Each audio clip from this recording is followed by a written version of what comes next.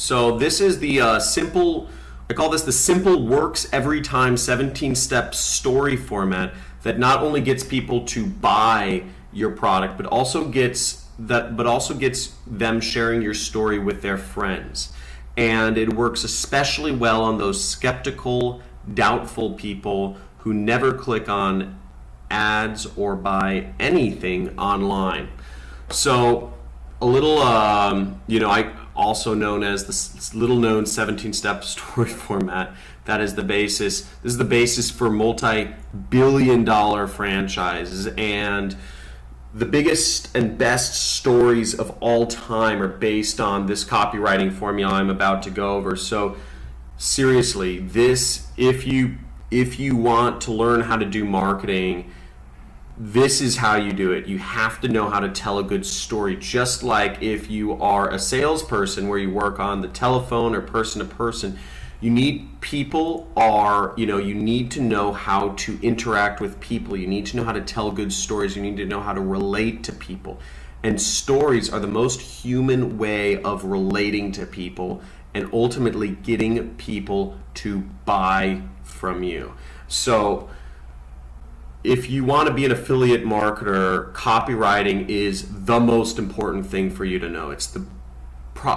I consider it the number one skill for you to know to really be effective in selling things online. Because if you don't know how to sell, if you don't know how to market, you're not going to get anything out there. So this is the quintessential skill. And I've gone over a lot of, elsewhere in the course, I've gone over a lot of other tactics and techniques that I use for copywriting, and more specifically in the ads, but this gives you the overall template, the overall top to bottom way of understanding how to do copywriting. So understand this, and that's the best starting point you could possibly have. So let's go into it. So this is the ultimate story, and this is based off of the book The Hero with 1,000 Faces. So this is Joseph Campbell's book. I edit all my books. I take vigorous notes. But if you guys can see that, Joseph Campbell's A Hero with 1,000 Faces, and it's called the monomyth, or also known as the hero's journey. And every hero's journey, from Luke Skywalker to Neo in the Matrix to Frodo in Lord of the Rings, goes through a particular journey. So now what you're looking at on the screen is the top half is considered the normal world, and then the bottom half is considered the supernatural world. And the supernatural world is the world where the magic happens. So the normal world is where you're sitting on your couch watching TV, whereas the supernatural world is where you're in the club interacting with women trying to find a mate.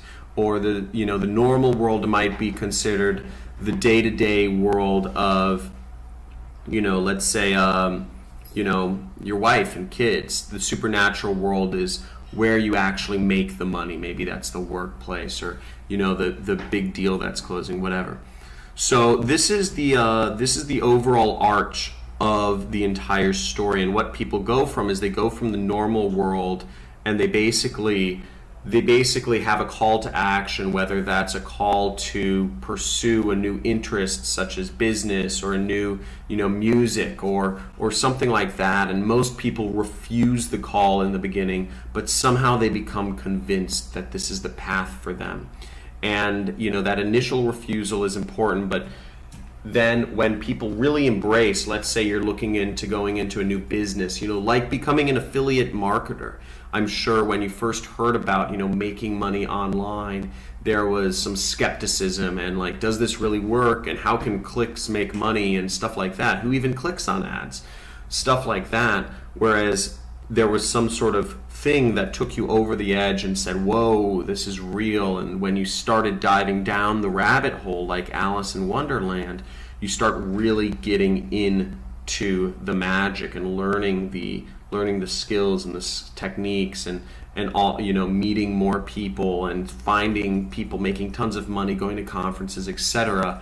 And That's the supernatural world right here called initiation. And then there's always a return. So after you make all your money, after you do, all the things that make you successful, there's a return to the normal world. There's a return to taking those riches back to your wife, or taking that beautiful maiden off of Troy and back to your Greek island of Sparta, where you live in happiness, whatever that is. But there's always, this is the path. This is the path of all major stories.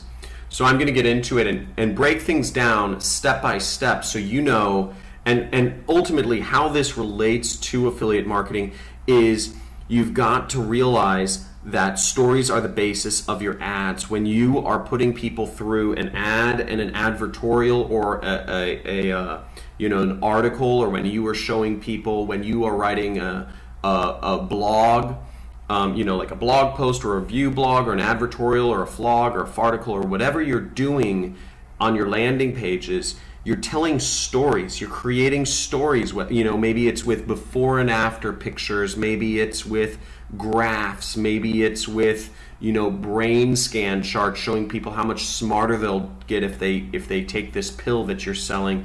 Or maybe it's a story of somebody that's actually just your avatar in your blog. You're showing the story of somebody who, how they came across this product, how they were skeptical at first, how they used it, how they changed their life forever, and how they were able to take that and turn that into real gains in their normal life, with their new skinnier body, or with their more beautiful skin, or with their better dating abilities, or whatever that is that you're promoting.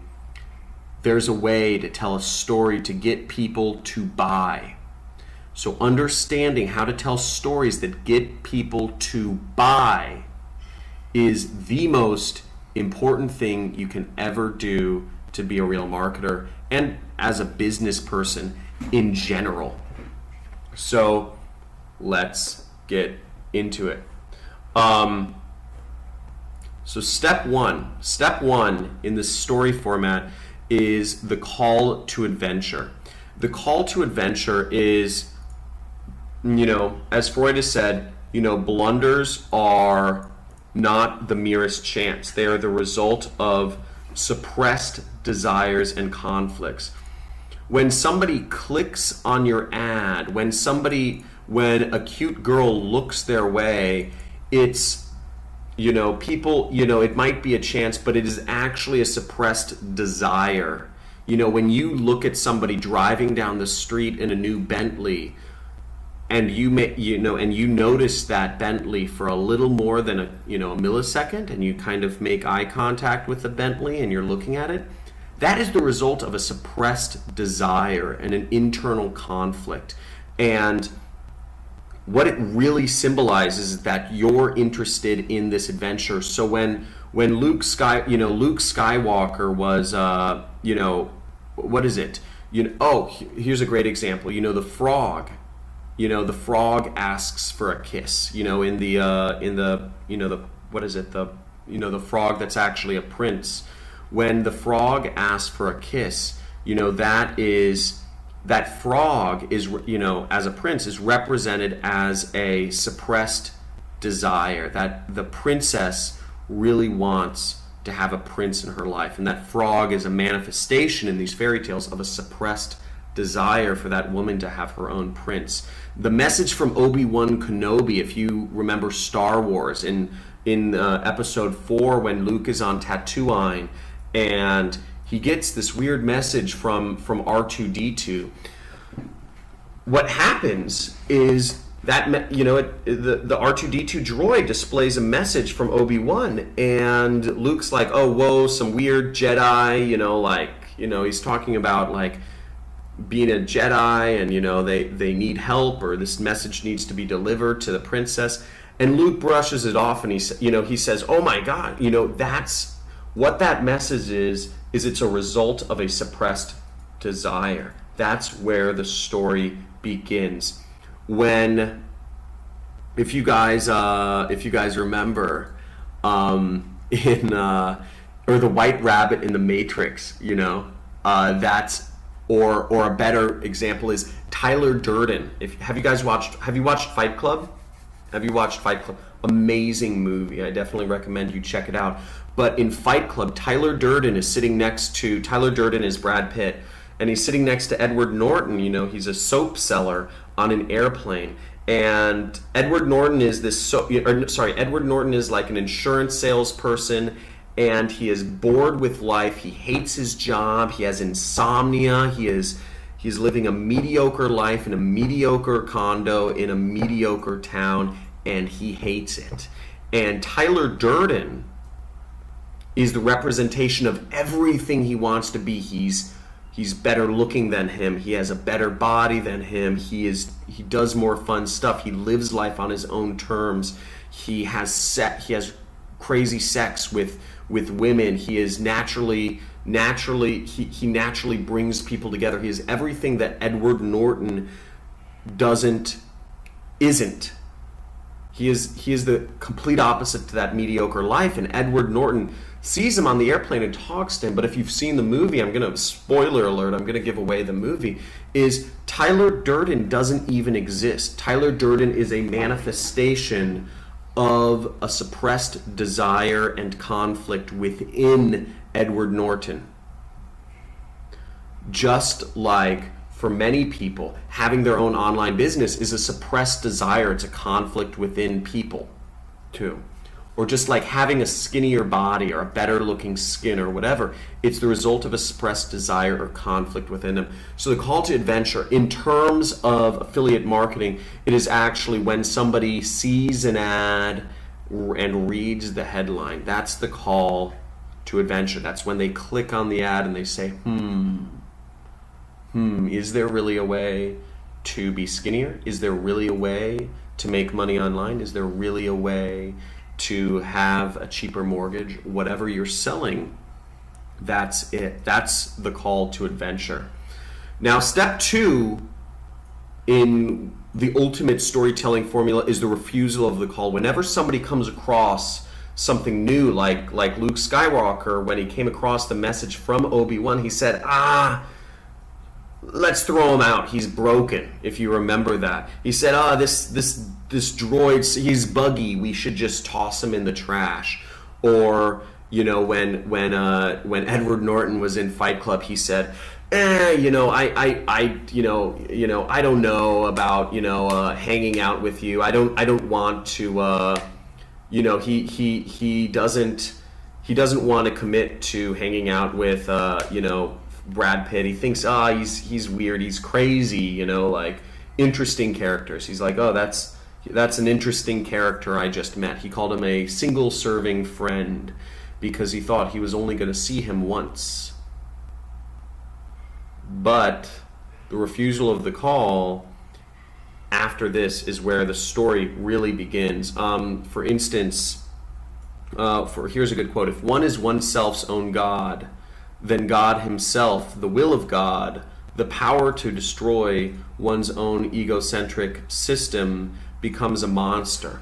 Ultimately, the refusal of the call, ultimately the refusal to believe you can get skinnier, or you can have better looking skin, or that you can have as many women as you want, or that you can have your own online business. Ultimately, that is your own ego. That is you believing you are your own God. That is you not having higher beliefs for yourself.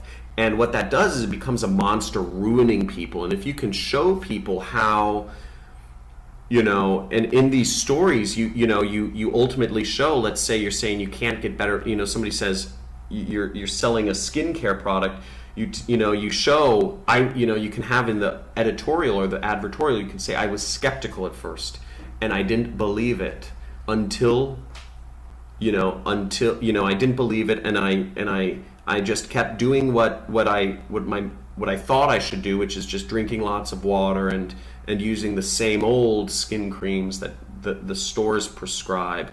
But I never embraced this new skincare miracle that, whatever you're selling is. So ultimately, and keep in mind, this story system is actually embedded in our brains. All of us have ego. For lots of people, let's just say starting a business. Lots of people don't believe they can start a business because it's their own ego. It's their way of believing their own God. Now, the next step in the hero's journey, going back to this, notice we're here, supernatural aid. Once the hero has committed to the quest, once the hero has committed to the quest, consciously or unconsciously, his or her guide and magical helper appears or becomes known. So there's always a step where there's supernatural aid comes. Morgan Freeman is in the Shawshank Redemption is a perfect example of a supernatural aid that came to kind of lead a way. In a sense, maybe if you guys look at me as a teacher, as a mentor, maybe even I am that aid to help you get where you want. I'm not the ultimate thing, but I'm just an aid. I'm pointing the direction. This is where you go. This is where you go. Teachers are typically aids in that thing. So here's a good quote from the book. Such a figure represents a benign, protecting power of destiny.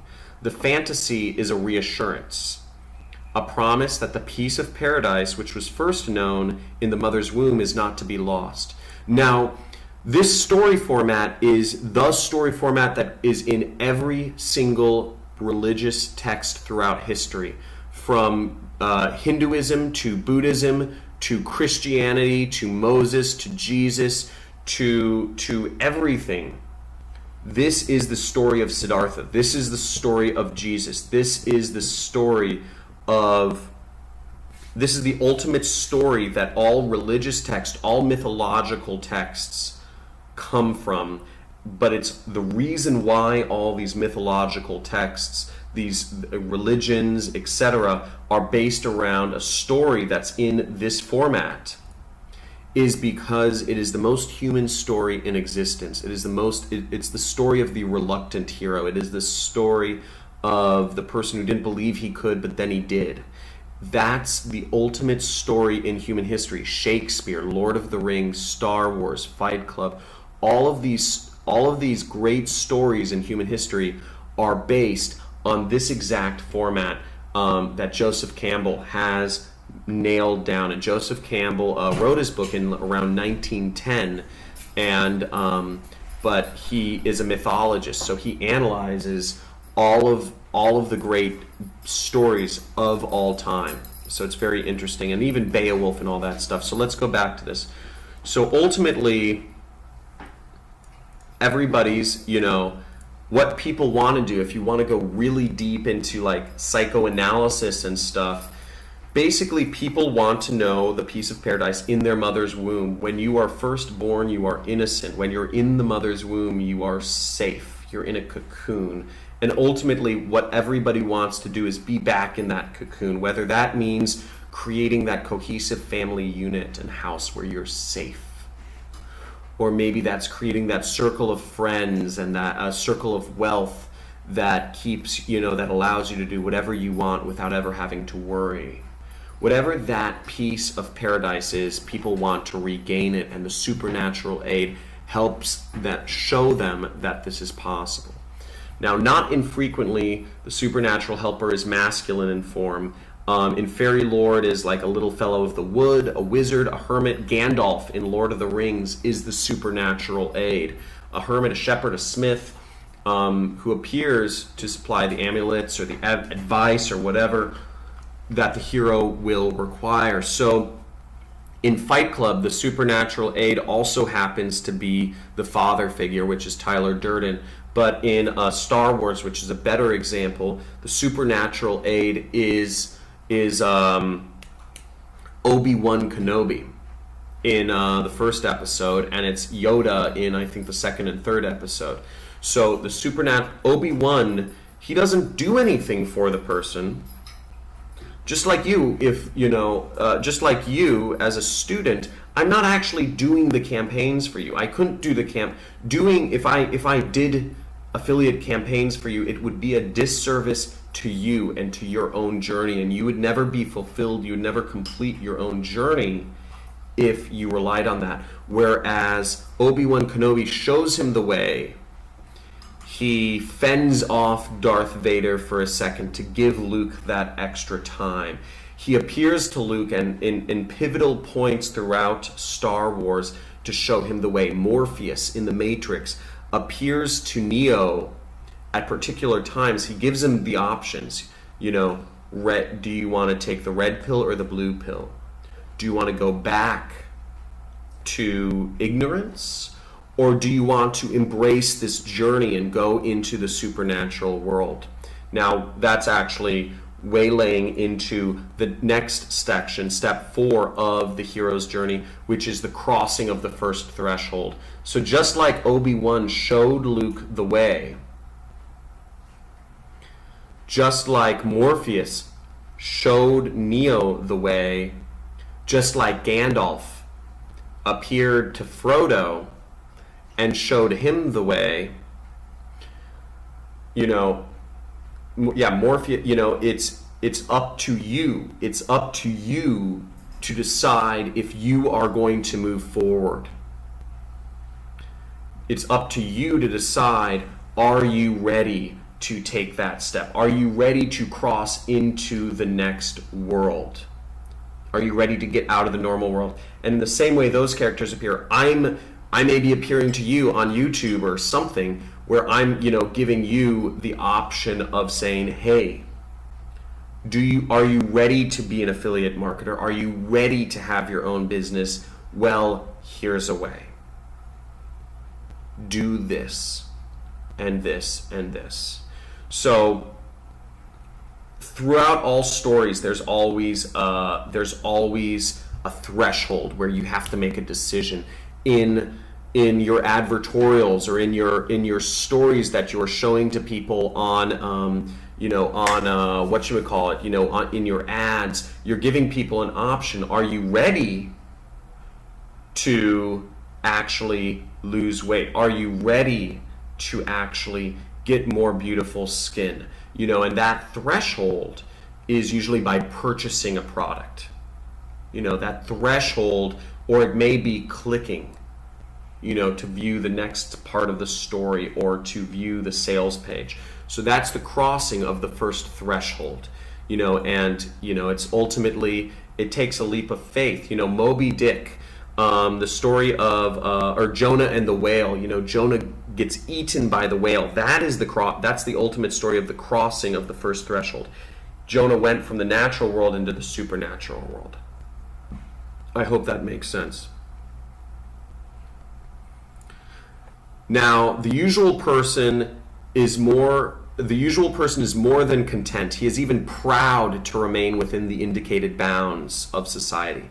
And popular belief gives him every reason to fear so much as the first step into the unexplored. The reason why most people are living mediocre lives, or why most people aren't successful, or why most people aren't living out their dream, is because the usual person is content to stay within the bounds of society. You see those, people live within the box. People live within their cubicle. People live within their apartment complex. People live within, those bounds, their college desk. People live within the boundary of society because it's so easy. Why leave your little village? Why leave the village boundary when you can stay within your own town and be safe? You have everybody in your town, you know them by name. You know everybody in your family by name. And it's scary because if you leave your town, if you leave your neighborhood, you're exposing yourself to new people. Some people may take advantage of you. Some people may cheat you. Some people may, there's so much fear. There may be trolls, and in fairy tales and fairy myths, in mythology, basically that's why there are trolls and there are monsters. And if you leave the village boundary, shit gets scary. Frodo didn't want to leave his little village boundary. He had never ventured out of his village before, and it was scary, and there's so much fear, and most people believe they have more to lose by going outside their village boundary. But if you're becoming, and if you're going into business for yourself, you are leaving the village boundary. You're going into the unknown, and you're going into a scary place, and ultimately, but that's the part of the hero's journey. If you stay within your safe little cocoon, if you get scared of having, finding mentors and exposing yourself to unknown people and people or whatever, substance, whatever that is, then you're never going to ultimately find, and defeat your own outer or inner demons. So let me get to the next slide. So the belly of the whale. So step 5 is the belly of the whale. The belly of the whale is it's when you actually enter into the unknown. The belly of the whale is after you've crossed that first threshold and you've entered the special world. So this says the belly of the whale represents the final separation from the hero's known world and self. By entering this stage, the person shows their willingness to undergo a metamorphosis. So what that means is, an example is when Neo takes that red pill, he goes into this world, his whole world changes like that. It all goes white, and suddenly he's standing in nothingness, and he's standing there and there's nothing around him, and Morpheus says, this is, and he shows him what the real world is. He said, look, you are in a computer program, let me show you the real world. And when he goes into that real world, that is when he actually learns what the real world is like. He sees all these skyscrapers of little dwelling areas of people having their energy sucked from them, which is very similar to how we live nowadays. Skyscrapers of little boxes that we live in, having energy and life force sucked from it. It's a great metaphor, but that's the world we live in today. It's scary as shit. Get out of the cities. Okay, I won't go on a rant. But the hero, instead of conquering or conciliating the power of the threshold, is swallowed into the unknown, and it would appear as if he had died. The passage of that threshold is a form of self-annihilation, just like when Neo crosses the threshold, or just like when Frodo leaves his town and all these bad things start happening, and he realizes, he's like, oh my God, I want to go home. The real world isn't as fun as my little beautiful area in New Zealand, in Hobbit Town. In Fight Club's case, what happens is his home gets destroyed. Literally, instead, he doesn't enter the belly of the whale. The belly, his whole world is blown up. And it's almost easier for Edward Norton. Edward Norton doesn't, he almost doesn't have a choice in the matter. His world gets blown up. So what you have to do to become successful at things, you leave that safe world. Maybe your safe world is your job. That you go in, you clock out, you get a monthly paycheck. Or maybe that safe world is, just, spending time with your close circle of family and friends all the time, and never really having to make sacrifices to really buckle down and do business, and, really go into isolation. Because stepping through this first threshold is a form of isolating yourself, too, from the normal world. Maybe stepping into the unknown is, stepping into the belly of the whale for some people is, in Star Wars, it's leaving his town of Tatooine. I'm not here railing against, obviously it's nice to live in your hometown and spend time with your family and all that stuff. But if you're watching me, you're here because you want to make money. You're here because you are looking for a way to be ultra successful and live life on your own terms. But to do that, you need to make sacrifices. You need to leave home. You need to leave home, whatever that is. Alice had to go through the rabbit hole. Alice. There's a lot of weird ways you can psychoanalyze Alice in Wonderland. But Alice was maturing, and to grow up, she had to leave home. Peter Pan, for these boys to, for them to mature, to get out of, babyhood and grow into adolescence, they needed to leave.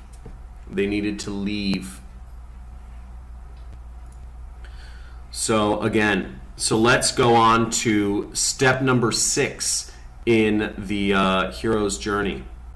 Step number 6 is the road of trials. The road of trials is a series of tests, tasks, or ordeals that a person must undergo to begin the transformation. Often the person fails one or more of these tests, which often occur in threes.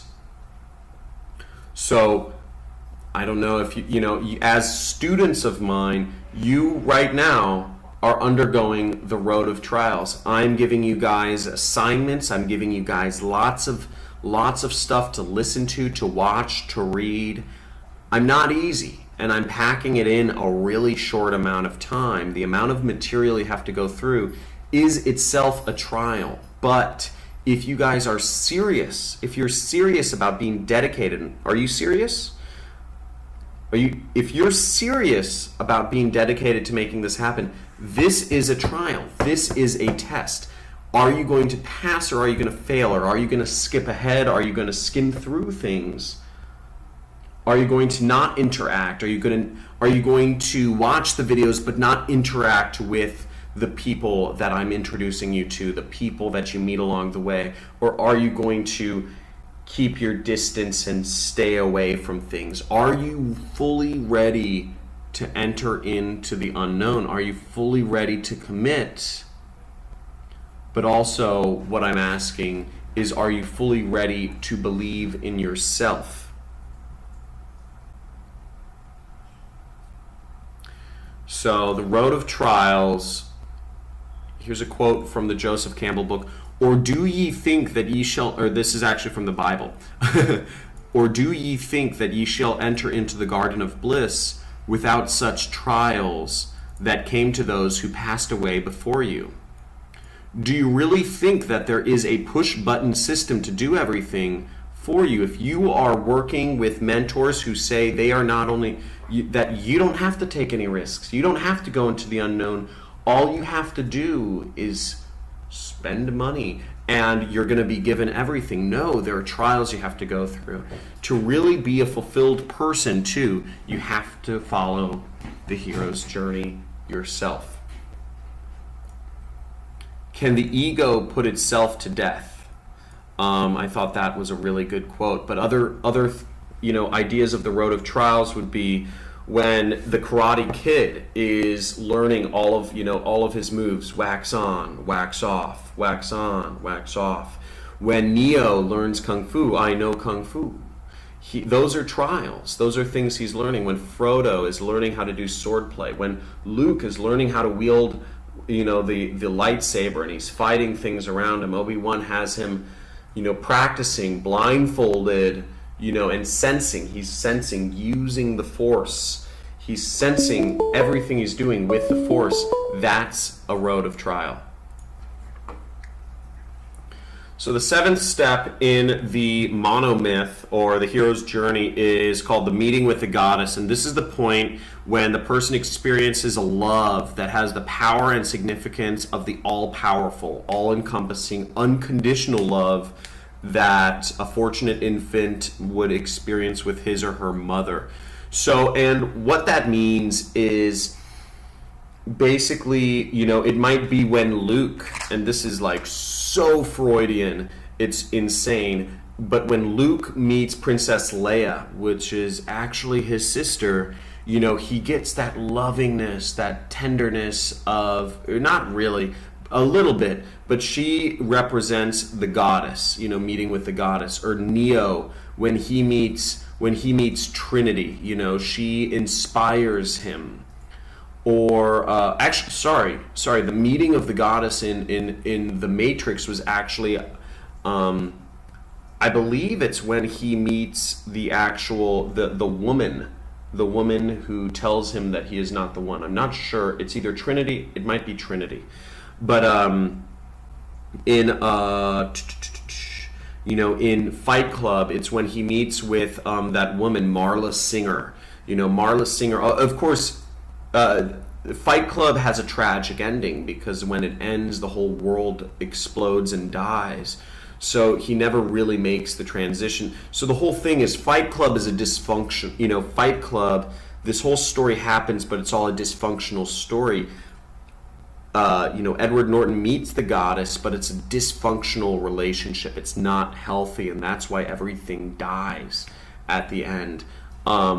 So he has that dysfunctional relationship with the goddess, and she is the incarnation of the promise of perfection, the soul's assurance that at the conclusion of its exile in a world of organized inadequacies, the bliss that was once known will be known again, the comforting, the nourishing, the good mother, young and beautiful, who is known to us, even tasted in the remotest past. So she's an embodiment of that person's mother, basically. When you are, when you meet, many people, they meet their wives at college, because college in itself is, you are leaving home, you're leaving the village boundary, and you're supposed to be in, you're going, that itself is the supernatural world. College is the supernatural world for many people because it's supposed to be this area of learning and all this stuff going on, and in that learning area, in that weird place where you have to meet new people and you have to get out of your comfort zone and go into the unknown, you meet, somebody who's your salvation, that woman who is, your goddess. And, eventually, hopefully, you'll end up taking her and living happily ever after. In many fairy myths, people meet their goddess and they live happily. Eventually they have to slay the dragon and all that jazz, and then they end up coming together at the end and going back to the real world together and living happily ever after. So it's man and woman combined, are able to go off, and live happily. So, it doesn't always happen, but who knows? So she was the cosmic power, the totality of the universe, the harmonization of all the pairs of opposites, combining wonderfully the terror of destruction with an impersonal yet motherly assurance. So how do you use this in affiliate marketing, though? How do you use this in affiliate marketing? The woman can be, the woman is the object of desire. Keep in mind that woman is, in Neo's case, he has a dysfunctional relationship, so he doesn't end up bringing that back. But the woman can be money.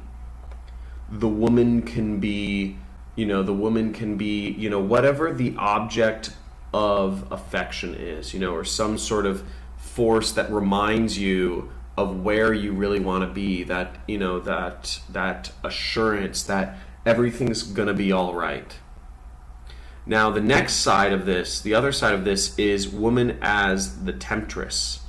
And so in every story there is, women are a duality. Women have both sides in them, and woman can also be the thing that takes people away from their ultimate goal. The woman can be, as a temptress, can be, the cruel grandmother, or the woman as the temptress, the woman as a temptress can be a nymph that takes you away from your actual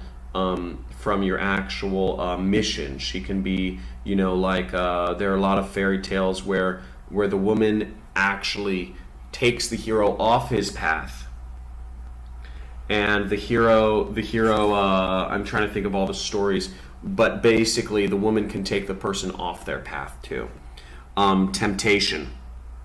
And this step is about the material temptations that may lead the hero to abandon him from the quest. So again, this can be money. Woman can be, as a goddess, money, as the goddess, maybe for you, you hold it in this high regard, and having this money will help you be whole. It can be that thing that you see, wow, it can enable such a beautiful life, and it can enable such a majestic lifestyle and way of living if you have money, but it can also cause problems. So if you were telling this story for like weight loss or skincare, for instance, you could say, I ended up using this skin cream, and I ended up becoming beautiful, and my beauty was enamoring, and I kept, and my husband, he looked at me with lascivious eyes again, which means very sexual. He looked at me with those, very sexual eyes again, and we had sex, and we had sex more often, and my boss talked to me more because I was more beautiful, and I got raises in my job. I got I had a better connection with my husband, and as a result of that, I had a better connection with my children. But maybe if you were to put, woman as a temptress in an advertorial, you would say, but the downside of that was I also had so many more opportunities. I would be walking in the streets, and they had no idea I was 62 years old, but I had 35-year-old and 40-year-old men looking at me and saying, giving me these options to, go out with them, or inviting guys 30, late 30s, inviting me out for drinks. And I ended up going out with this nice man I met at a coffee shop for a glass of wine, and I almost cheated on my husband because I looked so beautiful again. So you can show because in every journey, like if you look at like Karate Kid, you get these powers. In Star Wars, Luke had the power of the Force, and that power is consuming in some ways, and it can cause you to do bad things when you have that power, and if you wield it for the wrong reasons. And so the woman as the temptress is that thing that gets you off your path. After the first thrills, quote, after the first thrills of getting underway, the adventure develops into a journey of darkness, horror, disgust, and phantasmagoric fears. This is talking about the actual process of really having to come face to face with those problems. When you start making a lot of money, what happens is you would think you would just save it and use it for your family, right? Wrong. Lots of people, they might use it for their family, but they indulge too much in it. When you start getting money, you start indulging in it, and it becomes a temptress. It takes you off your path. You get lazy. Some people, they get lazy, and they stop working, and they start just enjoying those fruits of their wealth before they've really accomplished their ultimate goal of creating a passive income business. Or some people get greedy, and money as a temptress, causes them to abandon the mentors and the people who helped them get there in the first place, and they end up trying to steal or take or embezzle more money than they actually have earned. It can also, there's a lot of ways that can happen. Now, he turns the fair creatures in the world to search for darkness. So as I said, money causes you, in my life, what had happened is when I started making a lot of money, I remember I made almost $300,000 profit in a single month, and it was the most exhilarating rush in the world, and I thought I was unstoppable. In fact, I thought I knew I was unstoppable and I could do anything I wanted. I controlled, I manifested the world, but I hadn't really reached that point. But it got me away. I started going on crazy trips. I started spending, tens of thousands of dollars at clubs in Las Vegas just because I could. I started flying all my friends out to crazy trips because I always believed that I was going to be making $300,000 or more every single month. And I hired a documentary filmmaker to just follow me around and document my life. You start doing crazy things because you get, and again, that's the ego coming back up forth. That's the ego saying, oh, I am my own God. I created this, as opposed to letting go and realizing that, that wealth or that woman or whatever you are receiving, the goddess you are receiving is ultimately the creation of all the stuff that came before it. So you can wind this into your stories by kind of, first there was the refusal of the call, and then here's, it's what you're doing is working, the skin cream or the weight loss, pills or whatever, or the business opportunity program or whatever. But then there comes a point where, it's working. So it's not only is the product or the program working, but it's working so well that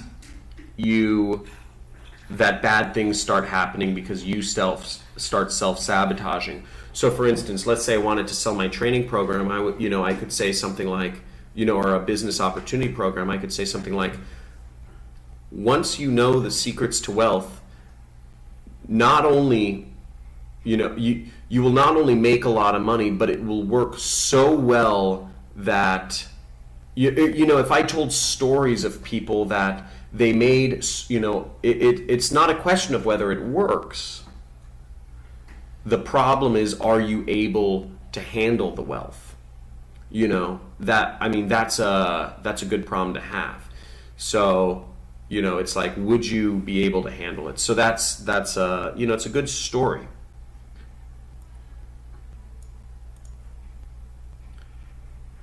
Step 9 is atonement with the Father. And let me... This sucks. Yeah, I know. Oh yeah, dude, I hate how Camtasia doesn't... So step number 9 is atonement with the Father figure. And that is either overcoming an external monster, which is a representation of some side of that person's self which they don't want to confront, or it is a confrontation with a side of internal struggle within somebody's own self, such as Siddhartha. He had to sit beneath the Bodhi tree and he had to overcome some of his own internal struggles that were keeping him from reaching enlightenment. Jesus had to atone with his father figure to ultimately become resurrected and become immortal. Neo had to confront his own father figure, which was Agent Smith, and Agent Smith represented all of the corporate monotony. He represented the system. He represented the prison that he had been living in, but at the same time, he had to become. His mind became one with the Matrix. Agent Smith was the representation of the system itself that Neo is trying to get away from. And ultimately, he atones with that father figure by diving into him and becoming him. So, quote, the father is the initiating priest through whom the young being passes on into the larger world. He has himself become the father. So just like in the Matrix, Neo dives in, if you remember, after he stops the bullets. Oh, that's a cool image. He stops the bullets, and then he zooms it, he dives into Agent Smith and becomes him, and then he tears him apart, so they become one. The quote, the problem with the hero going to meet the Father is to open his soul beyond terror to such a degree that he will be ripe to understand how the sickening and insane tragedies of this vast and ruthless cosmos are completely validated in the majesty of being. He beholds the face of the Father, understands, and then the two are atoned. So an example of how you might apply this in your stories that you're writing in affiliate marketing is, after you show that conflict, first there's obviously the reluctance of the hero to embrace that, that opportunity, whether that's a business opportunity or whether that's an opportunity to, become more beautiful with a skincare, or whether that's to become, more beautiful, or, change your body or whatever, then there's that other struggle where they meet the temptress and, they start becoming, beautiful or rich or successful, but there's still problems that come up. The atonement with the Father is the ultimate battle where you ultimately nail down and you become that ultimate version of success within yourself. What is that struggle holding, and that struggle holding people back from maybe becoming successful in their, in their lives or their careers or in their health, could be something like, once they realized, how easy it was to lose weight, ultimately the person decided that this was such an amazing thing, an amazing feeling to be young, youthful, and vibrant once again. They decided to actually really lock down, those changes, and also changing their eating habits. And that could be an upsell, so maybe that's an upsell. But these are all kind of, this format is a way for you to maximize the amount of money you take from your customers and ultimately create, an audience that is captivated by, what you're selling, the stories around what you're doing, etc. So, this is the ultimate battle, and the ultimate battle could be, it could be even, you had to go maybe you have a blog, like a vlog, and you're showing people that, they had to really go into the depths and just, figure out for themselves what skincare programs were working best for them. They had to really go into the depths of, research and figure out all the skincare programs out there and do their own research, and ultimately they found, the ultimate person that could, help people become whatever, more beautiful. Now, step number 10 in the hero's journey is apotheosis. And what apotheosis means, or apostasis, is when somebody dies a physical death, or dies to the self to live in spirit. He or she moves beyond the pairs of opposites to a state of divine knowledge, love, compassion, and bliss. And what that means is basically once that person has overcome all of their internal reservations and really figured out what those ultimate tricks to becoming, whether it's more beautiful or skinnier or more wealthy, they take that knowledge and they become godlike. They become that ultimate version of themselves that they've been looking to become. Just like Neo became, he was able to stop the bullets, or Luke Skywalker was able to save the world, and he was able to return back to, he's able to save the world and, bring with him all of what he's learned and all of the people he's met along the way to happiness on whatever planet, Dagobah or wherever they were. In Fight Club, obviously this is a dysfunctional story, and in Fight Club there is no apotheosis, because when he kills that side of himself, he kills Tyler Durden, he shoots himself in the face, and he basically atones with the father figure by killing him, basically, and he never becomes godlike because the whole world collapses. But in Lord of the Rings, the apotheosis is when Frodo is able to go to Mordor, and he's able to confront his own desire to have power, which is symbolized by the ring. The ring is the father figure in a sense, because the ring is, the Mordor guy, the big all-seeing eye, is basically a representation of the father figure. He's a representation of power. And for you, maybe it's money, but he was able to say, look, this power no longer has hold over me. I have all the power I need. He has all the skills and the people and the connections he's met along the way, and he's able to become godlike. He's able to take back everything he's learned and all the people he's met along the way, all the treasures, and go back to his town and live out his life. Quote, the wise realize even within this womb that they have come from and are returning to the Father, while the very wise know that he and she are in substance one.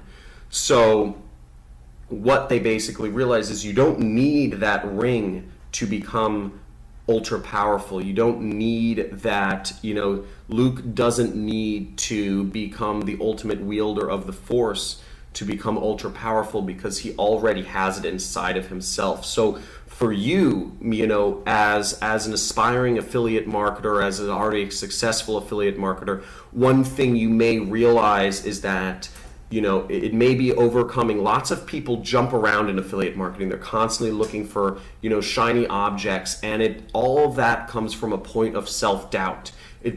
All non-success comes from a point of low self-esteem. And because if you have self-doubt, if you're constantly doubting yourself, you're constantly jumping around because you're always believing that what you're doing is doomed to failure. There's a seed inside of yourself where you always think that, that it's not going to work out fully. So understanding that you have all of the power you need within yourself, it's already been there. You don't need the trick anymore to be successful. You don't need that secret formula to be successful. It's already within yourself. That's when you become basically godlike, and you can always do it. Like, I don't know if you've later on in the course, you might see Carlos Cruz, and he's been somebody who's been doing this for over a dozen years, affiliate marketing, and consistently able to make money, consistently able to launch profitable campaigns. He doesn't need tricks. He said he started trying with some tricks, but what he realized was that he doesn't need any of that, because he can create profitable campaigns.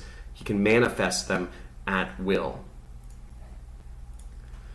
So step 11 is the ultimate boon, and the ultimate boon is the achievement of the goal of the quest. It is what the person wants went on the journey to get for in the first place. All the previous steps serve to prepare and purify the person for this step.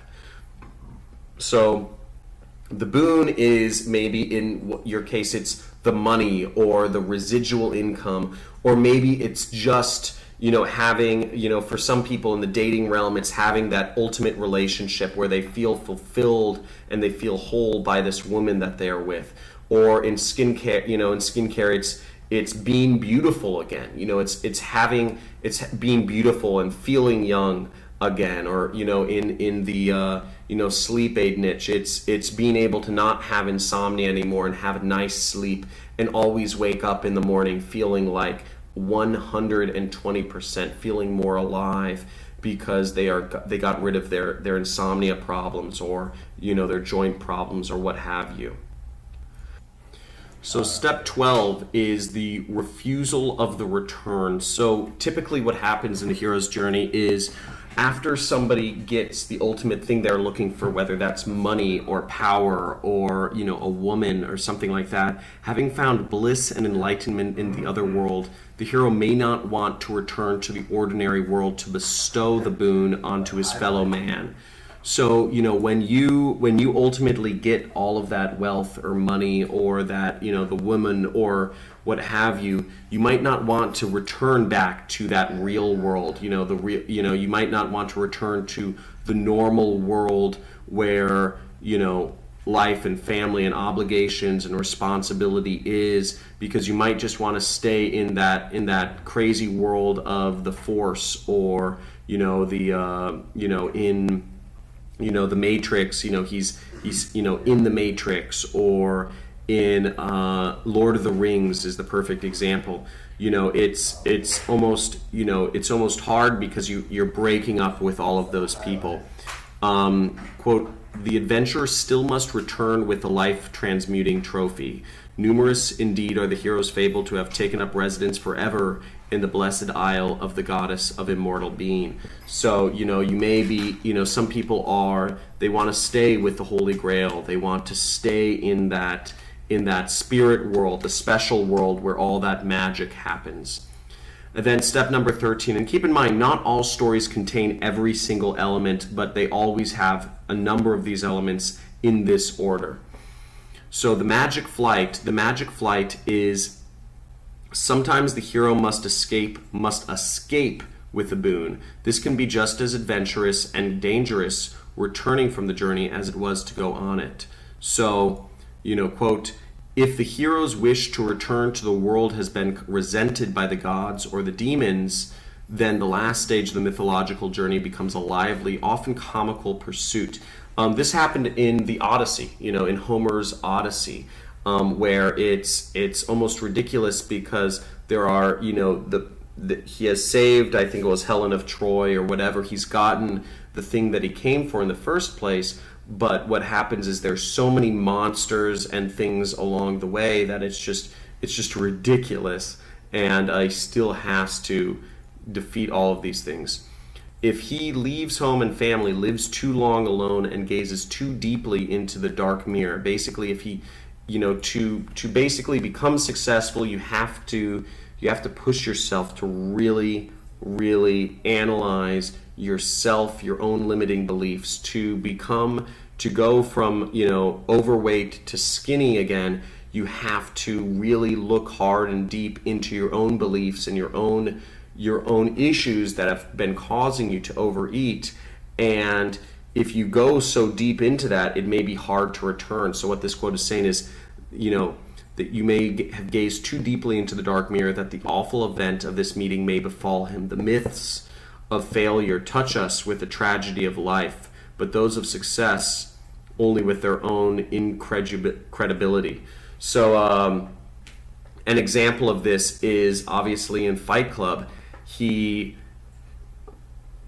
kills the father figure. He kills, and becomes godlike. Edward Norton, ironically enough, he becomes a full human being. He integrates, he's able to integrate the id side of himself which is Tyler Durden, with his own self. Although he kills off Tyler Durden, he is whole now, and that is obviously represented by him, being able to share that moment with his goddess, which is Marla Singer. But what ends up happening is he went too deep.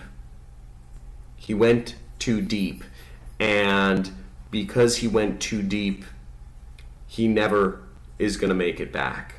And the whole world ends up exploding from under him. So he never makes it back. He never actually gets his ultimate success. And this is kind of that's the tragic part of many stories. But yeah, it happens. Shit happens. Step number 14 is called Rescue from Without. And Rescue from Without is oftentimes the hero needs a powerful guide to bring them back to everyday life if this person has been wounded or weakened from the experience. Sometimes this can come from a father figure. Sometimes you will see in like war movies, like somebody comes and rescues the person. In the case of Lord of the Rings, if you remember, I think Frodo fell down. He defeated the monster. Which was that big fire-breathing demon, and the monster fell, but it ended up pulling him down, Frodo down with him, and Frodo needed to be saved, and somebody gave him, I think it was Gandalf, gave him his hand and helped him back up. And that was also, Gandalf is also the supernatural aid in the story, so kind of interesting tie-in there. Quote, the world may have come to get him, for the bliss of the deep abode is not lightly abandoned in favor of the self-shattering of the wakened state. Society is jealous of those who remain away from it and will come knocking at the door. There are lots of other stories where vestiges of of the demons that were battled previously come back to haunt the person. I'm sure you've seen many movies where you think everything's over, but there's one last little thing that comes up that tries to kill the hero, and then they get saved from it. So that's called rescue from without. Quote, in the final stages of the adventure, the continued operation of the supernatural assisting force that has been attending the elect through the whole course of the ideal shows, such as Gandalf or such as Obi-Wan Kenobi. Obviously, when Luke was going into, flying through the Death Star, Luke already confronted his father, but the last thing he had to do was obviously take down the Death Star. And he took down the Death Star by, Obi-Wan helped him aim. Obi-Wan came to him when he was in the TIE Fighter, and Obi-Wan is that supernatural guiding force, and he showed himself. So how you can how you can do this in your own copywriting is, bring these into the stories that bring this into the story you tell by showing that even when this is more stuff that would be like upsells and stuff like that, but bring that supernatural force in by showing people, hey, there's we're still here. Not only have you made the sale, but we're still here to help you out. Step number 15 is the crossing of the return threshold. So the crossing of the return threshold is retaining the wisdom gained on the quest, integrating that wisdom into human life, and possibly sharing that wisdom with the rest of the world. So, obviously one thing I'm trying to do is I'm trying to impart all of the things I've learned in my, and life is full of these little circles, right? Life is full of these little circles of separation, initiation, return. Right now, maybe I'm at the end of my journey in affiliate marketing because I'm passing on a lot of my knowledge that I've learned in marketing, and I'm moving on to the next level. I'm running an affiliate network now, and that's, and part of me moving into the next phase of my own journey and completing the circle is passing on my knowledge to effectively start an affiliate network and have in massive success, as many of you guys are already having, is completing that circle by passing on the knowledge and returning it to the rest of the world where it came from originally. Quote, the realm of the gods is a forgotten dimension of the world we know, and exploration of that dimension, either willingly or unwillingly, is the whole sense of the deed of the hero. So, that's, getting in, making my millions in affiliate marketing was part of my journey, but now I'm looking to build $100 million company, $100 million a year affiliate network in this space, and part of that, to complete that journey, is to pass on the knowledge to you guys. Quote, the returning hero to complete the adventure must survive the impact of the world. Now, in your cases, you want to show, if you're using a certain avatar or a person to stand in for your customer in health or beauty or whatever you're promoting, dating, solar, etc. You want to show that person has come back. Maybe you're selling an info product and you show that person, they said they discovered the secrets. And this is where you start closing people. They discovered the secrets, they overcame the demons, they overcame their own internal struggles, and they figured out the secret, the magic pill or the magic formula for skincare, and they created that formula, and now, part of their gift to the rest of the world is they're going to give that skincare to everybody else. So step number 16 is master of two worlds. Master of two worlds is achieving a balance between the material and the spiritual worlds, the inner and outer worlds. And, quote, his personal ambitions being totally dissolved, he no longer tries to live, but willingly relaxes to whatever may come to pass in him. He becomes, that is to say, an anonymity. And in The Matrix, if you recall, Neo becomes the master of two worlds when you see him kind of walking anonymously around in the Matrix, and then he just takes off and flies. And this is just like the very last minute of the movie, but he just takes off and flies. Or Frodo living in his own, on his own in his hometown, and people have no idea what is really within him. People have no idea of the power of Frodo and what he did and how he really saved the world from a brink of destruction. So he's almost anonymous in many cases. Nobody has any idea that Frodo saved the world. All they know is he's back, and again he falls back into the anonymity of the world, but he knows that he has changed, and since he is healed of his own desires, his own internal id, his own internal struggles for power, which was represented by the ring, he is now a much more whole human being. So the final step in the hero's journey, guys, this is a very, very intense lesson. So first of all, I just want to congratulate yourself for sticking through this lesson, because it's really dense. This stuff is extremely dense, and I'm still wrapping my mind around it, and being able to work this into your advertorials, being able to work this into your vlogs, your farticles, your landing pages, your email sequences, your websites, etc., is going to make you so freaking much money. It's unbelievable, but it's also going to make you a better person to understanding how to tell stories. So the final step, freedom to live is, let's go down here, is mastery leads to freedom from the fear of death, which in turn is the freedom to live. This is sometimes referred to as living in the moment, neither anticipating the future nor regretting the past. So once you become a master of, let's say, affiliate marketing, you won't have the fear of launching campaigns and failing anymore. Once you have mastery of, once you have the magical boon, the holy grail, the magical weight loss pill, or the magical skin cream that helps you become beautiful or great looking again, you no longer have the fear that you will ever be ugly or incomplete again. Quote, "Do without attachment the work you have to do, surrendering all action to me with mind intent on the self, freeing yourself from longing and selfishness, fight unperturbed by grief." That's from the Bible. And last quote is that was the last quote.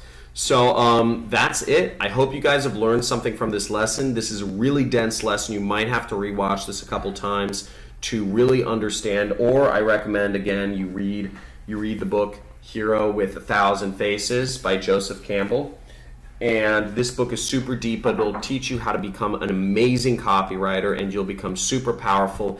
And when you're really able to integrate the skills you've learned here, you're gonna be just magical. You're gonna wield the magical power of copywriting and storytelling. And as you'll see in some of the other videos in the copywriting section, there's a lot, I go into a lot of tactics and techniques of how exactly you can do this. Obviously before and afters are the smallest synthesis. A before and after picture is the representation of somebody who has gone from, separation, and it's almost alluding to inferring that the person has gone through this whole journey and become skinny because they somehow found the boon, they fought their inner demons, and they figured out the frauds and the scams and what else out there, and they returned with the magical formula. So that's what a before and after picture represents in a nutshell. But the more you can break that out into a bigger story, the more you're going to convert. So hopefully that helps. And dudes, make sure you send me your advertorials you write. I love reading your advertorials. I love seeing what you guys are up to, and I also love commenting on them. So definitely send them over to me as you write this, and integrate this knowledge and apply it.